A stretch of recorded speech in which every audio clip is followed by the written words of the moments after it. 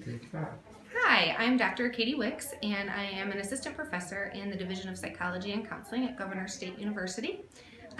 Currently, I'm teaching in the school counseling track, which means that I teach introduction to school counseling, developmental school counseling, our practicum and our internship classes that focus on preparation for master's students to graduate and work as school counselors in school districts throughout the area.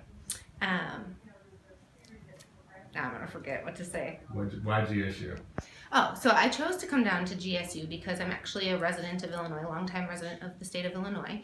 And when I got my master's degree from Northern Illinois, there was a huge rivalry between NIU and GSU, and I wanted to know more about that. So I've done a lot of research trying to figure out what makes GSU so special.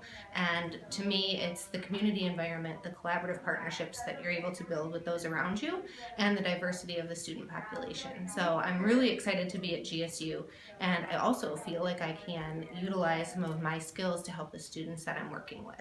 So for instance, a lot of my research is revolving around military families, but also clinical supervision for our school counseling students and current school counselors.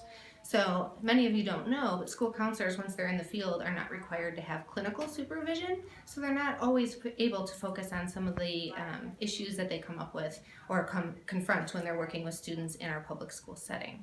So my job would be to go in and make sure that they receive the support that they need in order to feel like they're doing what they need to do to meet the needs of the students.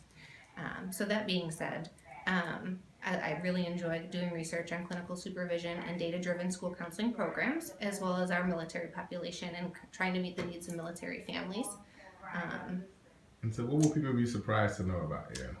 So I think people would be really surprised to know that one of my favorite jobs before I became a licensed counselor in the state was working at a funeral home. I always thought that I wanted to work with people that were in grief and turmoil but wanted to provide comfort for them.